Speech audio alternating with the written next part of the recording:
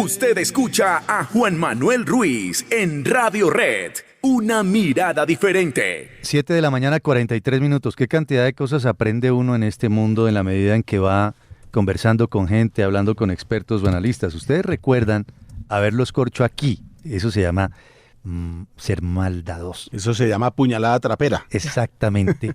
¿Quién en la última semana habló en esta mesa de trabajo de guerra cognitiva? Juan Carlos Flores. Gana Peluche. Nuestro invitado de ¿Cómo va país? Gana Peluche. Sí. Juan Carlos Flores habló de la guerra cognitiva, entrevista muy comentada, entre otras cosas, dicho sea de paso, la pueden ustedes encontrar. Por ejemplo, si entran a Spreaker, buscan Una Mirada Diferente, que es el nombre de nuestro programa aquí en Radio Red, y ahí les va a aparecer esa entrevista con Juan Carlos Flores, que hizo todo un análisis. Guerra cognitiva, que bueno, es un concepto que analiza cómo piensa el enemigo y cómo funciona la mente del otro, y a partir de ahí se busca desestabilizar, influenciar, polarizar, manipular, en fin. Pero queremos ampliar un poco el concepto, a ver si nos llevamos hoy otra herramienta de aprendizaje. Nos acompaña Giancarlo Mejía, que es abogado e investigador, consultor y asesor internacional en seguridad y defensa de derechos humanos, para que nos ayude a entender más el concepto. Bienvenido, gracias por estar aquí en Radio Red a esta hora. Juan Manuel, muy buenos días para ti, para la mesa de trabajo y todos los oyentes. Para que a la gente le quede claro, Giancarlo, ¿qué es la guerra cognitiva? Bueno, digamos lo primero que es un concepto acuñado por teóricos de la guerra en el siglo XXI principalmente, pero que hunde todo su conocimiento y toda su trascendencia desde la antigüedad. Recordemos que en el Arthashastra, escrito en la India por el Brahman Kautilya, se decía una cosa maravillosa y que vale la pena analizarla.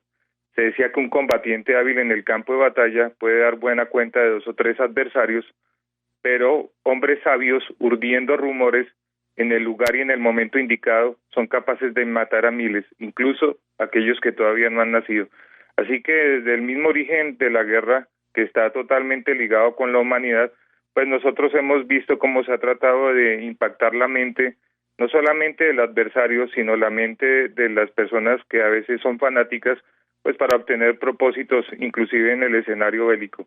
Así que esta guerra cognitiva hace parte de lo que se denomina doctrinalmente como las guerras de quinta generación, en términos de las teorías evolucionadas del coronel Lin, y lo que busca es básicamente captar la mente del adversario, captar la mente de los propios fanáticos con el propósito de manipular y obviamente de generar un efecto de voluntad primaria sobre los efectos de cualquier acción, inclusive en el campo bélico. Cuando me llama mucho la atención lo que usted dice, Giancarlo, porque dice inclusive en el campo bélico, lo cual significa que no necesariamente la guerra cognitiva se circunscribe a lo bélico. ¿Un líder político hoy en día practica la guerra cognitiva? ¿La pone en marcha? Digamos que desde hace tiempos también, porque digamos que aparte de lo que hoy se denomina guerra cognitiva y que denominamos nosotros hoy en día en el siglo XXI guerra fría cognitiva, pues hace parte básicamente de los postulados de algunos líderes políticos en el mundo. Ya, es decir, cuando un líder ultra de derecha o de izquierda quiere llegarle a sus fanáticos, quiere llegarle a su grey, a sus seguidores, ¿practica esta guerra cognitiva? ¿La pone en marcha? ¿Eso es adecuado decirlo? Digámoslo en términos teóricos, que sería un término de guerra fría cognitiva, como nosotros la denominamos teóricamente. Entonces vemos casos de manipulación emocional como en Corea del Norte, vemos casos contra democracia como en Nicaragua, vemos casos como China, como los rusos, que además han sido bastantes practicantes de la guerra cognitiva en términos teóricos. ¿Cómo se masifica o se pone en práctica? ¿Cómo le llega a la población como tal? Eso es bien importante. Toda la guerra a través de la historia se ha manejado a través de diferentes grados de tecnología. Eso lo describe claramente Yuval Harari, pero también menciona algo que es trascendental parecido a lo del Brahman Kautilya. él dice que lo que caracteriza al Homo sapiens es el chismorreo.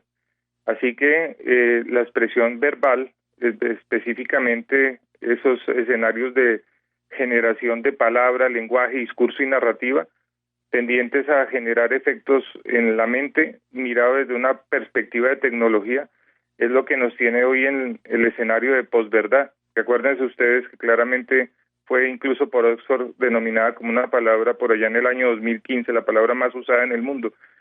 Y esa tecnología, pues obviamente nos tiene en escenarios de manipulación cognitiva muy amplios a través, por ejemplo, de los algoritmos. Hoy esto se ha magnificado y en escenarios de pandemia y pospandemia también. Acuérdense todas las acusaciones que hay alrededor de Telegram y quienes están detrás de estas redes y estos medios de comunicación de redes sociales tendientes a generar un espectro de manipulación de la mente y específicamente del subconsciente. Así que esto se ha magnificado hoy en día, sobre todo en términos de manipulación emocional de determinado tipo de personas o instituciones, sobre todo al margen de la ley. El otro caso específico, recuerden ustedes bien, es el de ISIS o el Estado Islámico, la manipulación emocional que hizo sobre estudiantes en Europa con el fin de generar adeptos que fueran a pelear una nueva cruzada contra Occidente, sobre todo a partir de Siria, y Irán y Jordania y demás. Ya, qué interesante, Giancarlo. Giancarlo, ¿se acuerda usted de ese episodio que nos tocó hace algunos años de se nos metieron al conjunto de al lado? Una noche que dijeron como más o menos estaban tomando a Bogotá y se iba a acabar el gobierno del presidente Duque y tal. ¿Usted cree que al final ese episodio fue una guerra cognitiva? Sí, total. Ese es un ejemplo absolutamente claro. Y digamos que acá hay investigaciones previas al estallido social, porque si mal no recuerdo, esto fue en el 2019, que generaron pánico y zozobra a través de, sobre todo de los celulares, específicamente por WhatsApp, diciendo que en los conjuntos se estaban metiendo personas venezolanas y demás. Eso nunca se había visto en Colombia, pero claramente para mí eso corresponde a una manipulación que proviene de extrarregión. ¿Qué es extrarregión? Lo mismo que pasó en el estallido social, y ahí están los casos de judicialización de ciudadanos rusos y otros que expulsó el gobierno colombiano en su momento, que hacían parte de la delegación diplomática de ese país. Pero habría que tener en cuenta, pregunto yo, si esa manipulación no solamente la ejercen, entre comillas, los malos, sino que también gobiernos o líderes políticos para mover sus ideas, para mover consignas políticas, religiosas, el patriotismo sobre todo, que son banderas que exhiben con muchísimo ímpetu y por medio de las cuales manipulan a la población, ¿o no? Sí, digamos que los populismos son tan antiguos como el ser humano. No se trata ni siquiera desde el punto de vista de ideas de una corriente en lo que terminaría Ortega y Gasset hablando de dramas, sustentada en ideas fundamentales, sino en propaganda. Y digamos que hay un escenario de propaganda que difiere del de la guerra cognitiva en sí, porque obviamente esta aprovecha la cuarta revolución industrial, pero la propaganda ha sido utilizada no solamente en escenarios bélicos, sino en escenarios obviamente de poder casi toda la historia. Pues muy interesante el concepto, queríamos conocerlo, ampliarlo, lo expuso aquí Juan Carlos Flores, y Giancarlo Mejía, que tiene todo el conocimiento, nos ayuda a ampliarlo. Bienvenido, gracias por estos minutos aquí en Radio Red, es usted muy amable.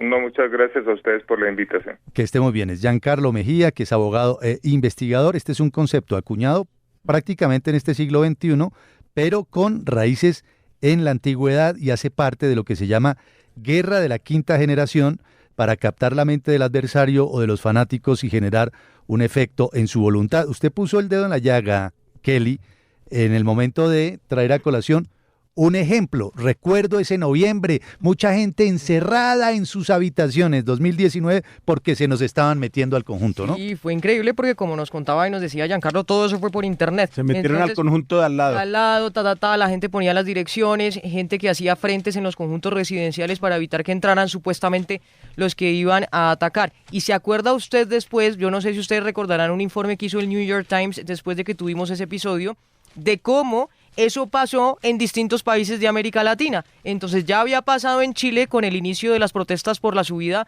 del precio del metro, que decían no son 30 pesos, son 30 años, y de ahí en adelante una seguidilla de protestas. Chile, el Perú, Bolivia también, Argentina, que tuvo protestas en ese momento, y bueno, la investigación del New York Times daba cuenta de algunos bots, estos conocidos, digamos, guerreros digitales, que mandaban mensajes, y esos mensajes venían de Rusia en ese momento. Uh-huh. Pues miren pues cómo está el asunto, y ese concepto ténganlo ahí, a la mano, se llama guerra cognitiva, y evidentemente nos afecta. Son las 7 de la mañana, 54 minutos.